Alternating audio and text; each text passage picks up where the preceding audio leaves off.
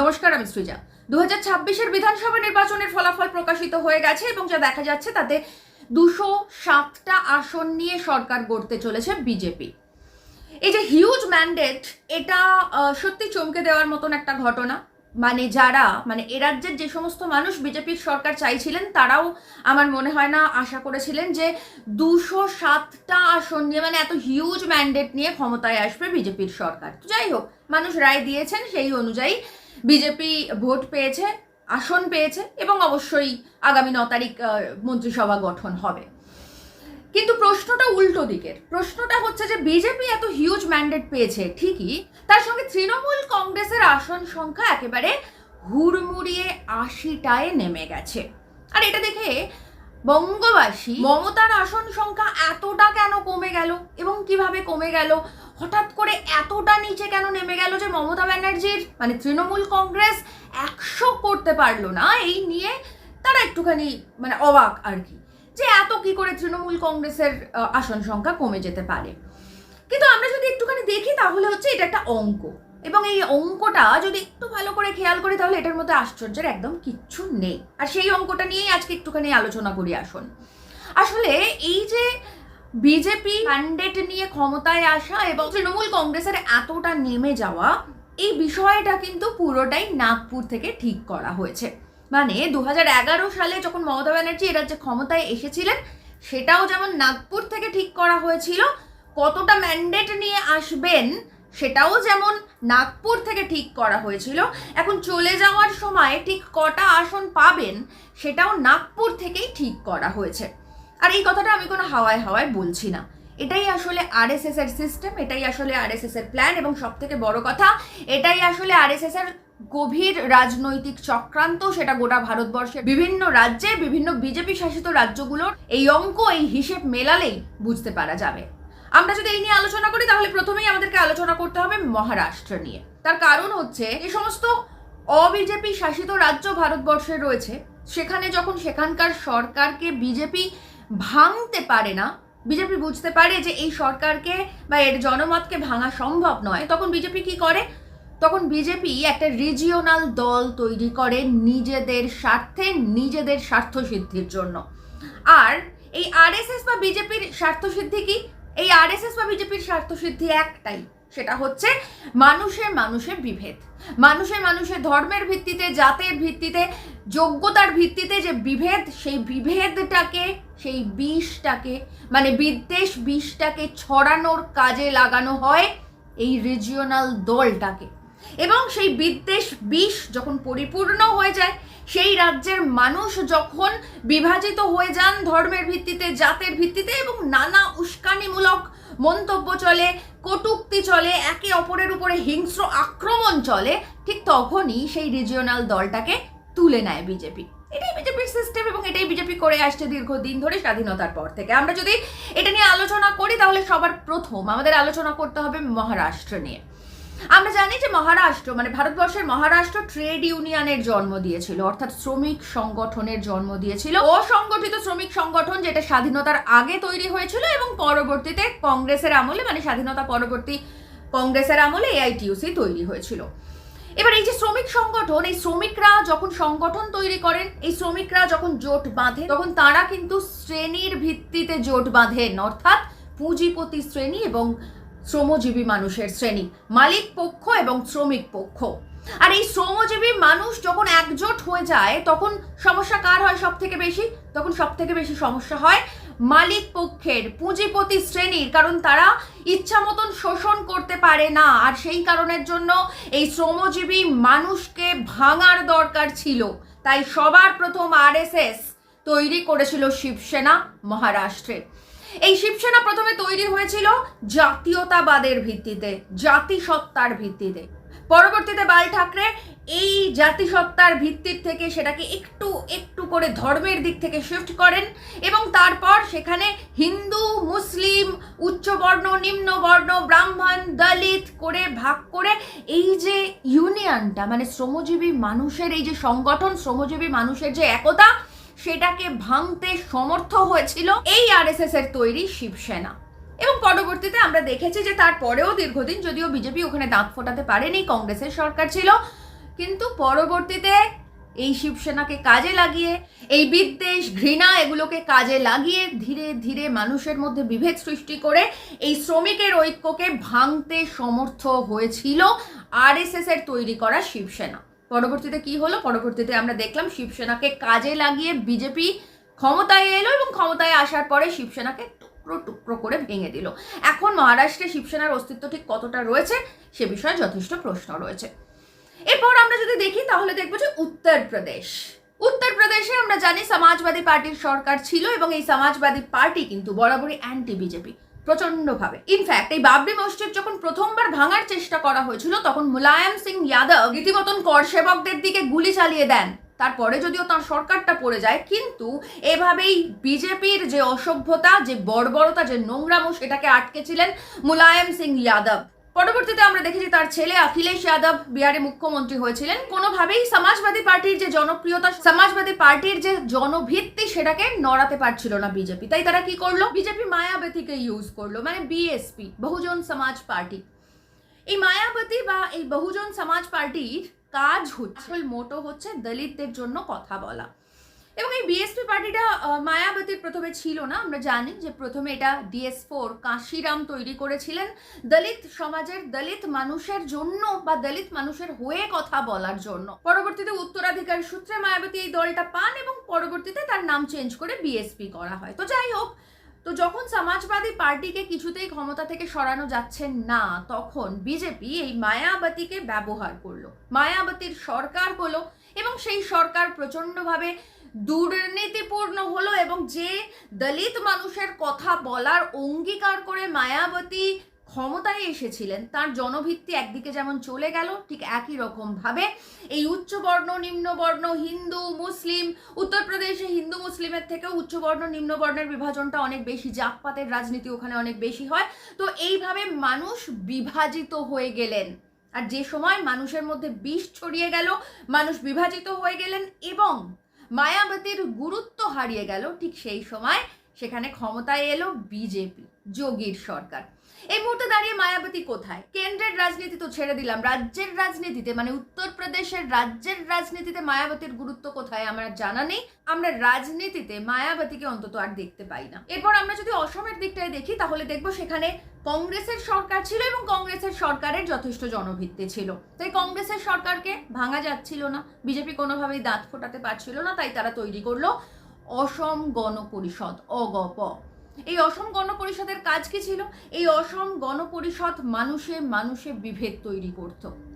এই অসম গণ পরিষদ মানুষে মানুষে বিভেদ তৈরি করা শুরু করলো। ইনফ্যাক্ট অসমে যে একটা সময় বঙ্গালী খেদাও অভিযান হয়েছিল সেটাও কিন্তু এই মানুষে মানুষে বিভেদ তৈরি করার জন্য, ধর্ম এবং জাতপাতের রাজনীতির জন্য, বিভাজনের জন্য এই অগপ সব থেকে বেশি সক্রিয় ভূমিকা পালন করেছিল। তারপর আমরা জানি যে সেখানে এখন হিমন্ত বিশ্ব শর্মার সরকার এসেছে, কিন্তু অগপ কোথায়? অগপর কোনো অস্তিত্ব আর কেন্দ্রের রাজনীতি তো ছেড়ে দিলাম, অসমের রাজনীতিতে পর্যন্ত আর নেই, কোথাও খুঁজে পাওয়া যায় না। এরপর আমরা যদি একটুখানি ত্রিপুরা দেখি তাহলে কি দেখবো? ত্রিপুরায় আমরা জানি মানিক সরকারের সরকার ছিল, বামেদের সরকার ছিল এবং সেই সরকার এতটাই স্ট্রং ছিল, তার জনপ্রিয়তা, জনভিত্তি এতটাই বেশি ছিল যে বিজেপির পক্ষে সেখানে পৌঁছানো সম্ভব হচ্ছিল না। তার জন্য বিজেপি কি করলো? তার জন্য বিজেপি তিপ্রামথা তৈরি করলো। এই তিপ্রামথা একইভাবে যে বামেদের সরকারের যে সমস্ত ধর্মনিরপেক্ষ মানুষ ছিলেন তাদের মধ্যে ভেদাভেদ তৈরি করা হলো, ধীরে ধীরে খুব সূক্ষ্মভাবে বিষাক্ত পরিবেশ তৈরি করা হলো, মানুষে বিভাজন তৈরি করা হলো এবং ধীরে ধীরে মানুষ যখন ধর্মের ভিত্তিতে, জাতের ভিত্তিতে একে অপরের প্রতি হিংসা আক্রোশে বিভাজিত হতে শুরু করলেন, ঠিক সেই সময় ওখানে বিজেপি সরকার গড়ল। তবে হ্যাঁ, এই বিজেপির ত্রিপুরায় সরকার গঠনের পিছনে শুধুমাত্র তিপ্রামথার কথা বললে হবে না, তৃণমূল কংগ্রেসও ভোট কেটে যথেষ্ট পরিমাণে বিজেপিকে সাহায্য করেছিল সেই সময়। তো যাই হোক, তো তারপর কি হলো? তারপর যখন ক্ষমতায় এসে গেল, এখন তিপ্রামথার অস্তিত্ব খুবই খারাপ জায়গায় রয়েছে, টিম টিম করে জ্বলছে বা জ্বলছেই না বলা চলে। এরপর শেষ যদি আমরা দিল্লি দেখি, সেখানেও একই ব্যাপার। কংগ্রেসের সরকার ছিল দীর্ঘদিন ধরে, আমরা জানি স্ট্রং সরকার ছিল, কংগ্রেসের জনভিত্তি ছিল, তাই কোনোভাবেই সেই কংগ্রেসের সরকারকে ভাঙা যাচ্ছিল না, সেখানে দাঁত ফোটানো যাচ্ছিল না। তাই বিজেপি কি করলো? তাই বিজেপি কেজরিওয়ালকে দিয়ে আপ তৈরি করলো। এরপর আপ যদিও সম্পূর্ণভাবে বিজেপির কথায় কাজ করেছে এটা আমরা বলতে পারবো না, কারণ যেহেতু আমরা দেখেছি কেজরিওয়াল জেল খেটেছেন, কিন্তু তারপরেও যে পারপাসটা কংগ্রেসকে ভেঙে দেওয়ার যে পারপাসটা নিয়ে আপ তৈরি করা হয়েছিল এবং কেজরিওয়ালকে বিজেপি ওখানে পুট করেছিল, সেই পারপাসটা কিন্তু সলভ। আমরা জানি এই মুহূর্তে দিল্লিতে বিজেপির সরকার। ঠিক এক রকম প্রসেসে বিজেপি এই মমতা ব্যানার্জিকে তৈরি করেছিল। আর এটা কোনো লুকোছাপা বিষয়ই নয়। শ্রমিক ভট্টাচার্য তো পরিষ্কারভাবে স্টেটমেন্ট দিয়েছেন যে লেবার রুমে আডবাণী আর বাজপেয়ী দাঁড়িয়ে থেকে তৃণমূল কংগ্রেস দলটার জন্ম দিয়েছিলেন। মানে শ্রমিক ভট্টাচার্য না বললেও আমরা সকলেই জানতাম, কিন্তু তাও উনি বলেছেন। লেবার রুমে দাঁড়িয়ে থেকে এই দলটার 1998-তে জন্ম দিলেন। 1999-এর লোকসভা নির্বাচনে মমতা ব্যানার্জি 8টা আসন বিজেপিকে ছেড়ে দিল, যেখান থেকে 2টো আসন বিজেপি বের করে নিল এবং তারপর খুব সূক্ষ্মভাবে ধীরে ধীরে 15 বছর সময় নিল আরএসএস এই বাংলার মানুষের, যে বাংলার মানুষ 34 বছর বাম সরকার দেখেছে, ধর্মনিরপেক্ষ সরকার দেখেছে, ধর্মীয় এবং জাতের ভিত্তিতে কোনো ভেদাভেদহীন এরকম একটা পরিবেশে তারা বেড়ে উঠেছে এবং সমাজ গড়েছে। ঠিক সেই জায়গায় ধীরে ধীরে খুব সূক্ষ্মভাবে মন্দিরের রাজনীতি, ইমাম ভাতার রাজনীতি, পুরোহিত ভাতার রাজনীতি, মন্দির মসজিদ, সরকারের টাকায় জগন্নাথ মন্দির, তারপর নাকি আবার দুর্গাঙ্গন মহাকাল মন্দির, মানে যে মন্দিরের রাজনীতি আরএসএস এর মোটো। এবং একই সঙ্গে আরএসএস এর পূর্বাঞ্চলের দায়িত্বপ্রাপ্ত রুজ্জু ভাইয়া তিনি পরিষ্কারভাবে বলেছেন যে মমতা ব্যানার্জির আমলে আরএসএস এর যত দফতরই বাংলায় খুলেছে এর আগে কখনো তার সুযোগ হয়নি। অর্থাৎ একদিকে মমতা ব্যানার্জির আকণ্ঠ দুর্নীতি আর তার সঙ্গে আরএসএস এর যে এজেন্ডা সেটাকে সূক্ষ্মভাবে পুট করতে থাকা, এই যে বিভাজন তৈরি করা হিন্দু মুসলিম, যে বিভাজনের রাজনীতি, যে বিভাজনের সংস্কৃতি এই বাংলা বামফ্রন্ট সরকারের আমলে কখনো দেখেনি, সেইটাকে তৈরি করা, মানুষে মানুষে বিষ ছড়ানো, মানুষে মানুষে ধর্মীয় বিদ্বেষ তৈরি করা, জাতপাত ভিত্তিতে বিদ্বেষ ছড়ানো, আরএসএস এর যা যা এজেন্ডা মমতাকে দিয়ে করানোর ছিল সেই সমস্ত এজেন্ডা আরএসএস এর কমপ্লিট হয়ে গেছে। তাই এ রাজ্যে মমতার অ্যাসাইনমেন্ট শেষ এবং সেই কারণের জন্য মমতা আসি তাদের খুব অবাক লাগছে যে মমতা এত কেন কমে গেল, বিজেপি এত কেন বেড়ে গেল। তার কারণ খুব সোজা, কারণ বিজেপি প্রতিটা রাজ্যে, ভারতবর্ষের প্রতিটা রাজ্যে এভাবেই যে সরকার থাকে সেই সরকারকে ভাঙার জন্য এবং সেই রাজ্যের মানুষকে ধর্মের ভিত্তিতে জাতের ভিত্তিতে বিষ ছড়ানোর জন্য একটা রিজিওনাল দল তৈরি করে এবং সেই রিজিওনাল দলকে দিয়ে নিজেদের সমস্ত অ্যাসাইনমেন্ট করায়। সেটা যখন ধীরে ধীরে ফুলফিল হয়ে যায় তখন সেই রিজিওনাল দলটাকে গিলে ফেলে নিজেরা ক্ষমতায় আসে। ভারতবর্ষের অন্যান্য রাজ্য, মানে সেটা মহারাষ্ট্র, সেটা ত্রিপুরা, সেটা দিল্লি, সেটা অসম, এই রাজ্যগুলোর ক্ষেত্রে যা যা হয়েছে বাংলা তার কোনো ব্যতিক্রম নয়। মমতা ব্যানার্জি যতদিন আরএসএস এর অ্যাসাইনমেন্টের প্রয়োজন ছিল ততদিন ক্ষমতায় ছিলেন। আরএসএস বুঝেছে যে এখন মানুষে মানুষে যে ধর্মের বিদ্বেষ, কারণ এই বিদ্বেষ আর ঘৃণাই হচ্ছে আরএসএস বিজেপির পুঁজি। এছাড়া তো মানে রুটি কাপড়া আর মকানের রাজনীতি কখনোই আরএসএস বা বিজেপি করেনি, ওরা করতেও পারবে না। ওদের রাজনীতির একমাত্র ভিত্তি হচ্ছে, পুঁজি হচ্ছে শুধুমাত্র বিদ্বেষ আর ঘৃণা।